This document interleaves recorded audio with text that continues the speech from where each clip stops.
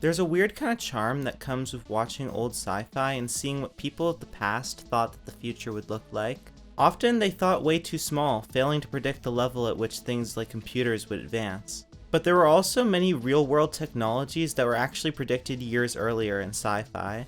Things like flip phones, video calls, iPads, and probably even some examples outside of Star Trek. These past visions of what the future might look like are referred to as retrofuturism, and it's something that I'm really into. One aspect of retrofuturism that isn't talked about often is its fashion. People had some bizarre ideas of what clothing would look like in the future. Star Trek in particular is interesting, not just because of the many questionable fits throughout the franchise, but also because the franchise has spanned such a long time period that we've gotten to see retrofuturism in several different decades over the past 50 plus years. In the 60s, the original series fully embraced new color TV technology. The casual, brightly colored uniforms of the original Star Trek portrayed a much more comfy and utopian vision of the future than sci-fi that came before it. The makeup was insane, often metallic and covered in glitter, and despite gender roles of the era, men actually wore extremely vibrant makeup too, something that I think would actually cause more backlash now than it did back then. Imagine if Ethan Peck's Spock from Strange New Worlds just started caking on the eyeshadow like Nimoy did. Modern Trek fans would lose their shit, probably call it woke or something. I guess the eyeshadow was meant to serve as natural shading to make the actor's skin look better on those old TVs, but in high definition it's clear that Spock is totally serving cunt.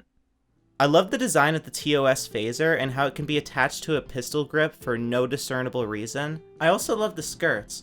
In TOS, women wore extremely short skirts, and this was seen as empowering at the time due to a strict culture of modesty and policing of women's bodies by the mainstream. But women of this era also had the choice to wear pants with their uniform instead, and presumably men also had the choice to wear the skirt uniform, just like in NextGen. And who knows what the non-binaries were up to off-camera. Speaking of NextGen though, the Next Generation gave us a vision of the future from the late 80s and early 90s. These uniforms are actually my favorites in all of Trek. I absolutely love the colors and how the jacket shares design elements with the comm badge. I also love the new phaser design, which takes elements from the remote control looking one from TOS. The tricorder is also sick, featuring a vintage style flip out display with a bunch of different buttons, switches, and screens.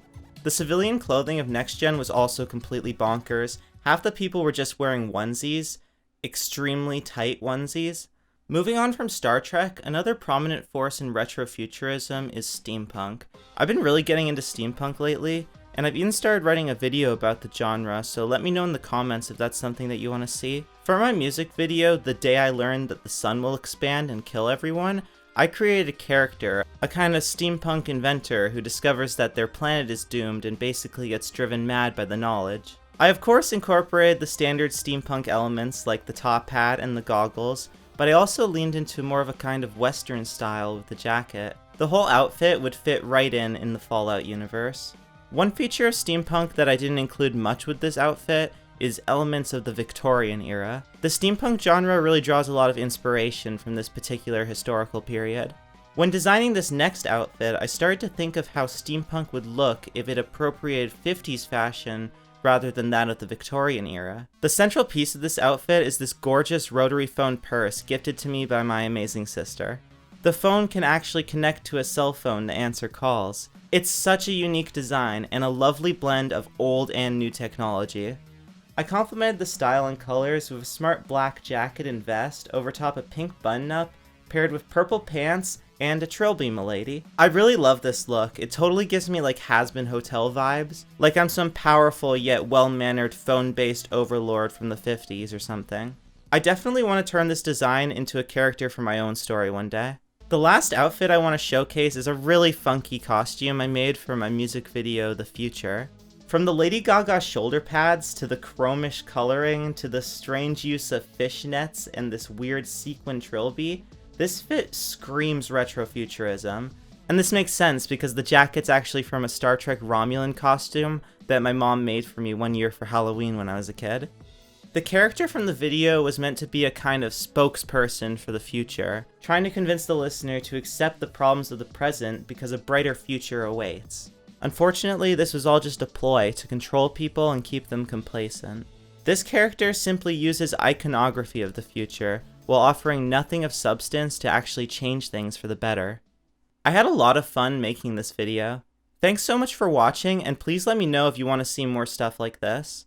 I was limited by what clothing I had available, but I really tried my best to capture the vibe of retrofuturism. I'm trying to reach 10,000 subs before the end of the year, so if you enjoyed, please consider subscribing so you can catch my new videos when they come out.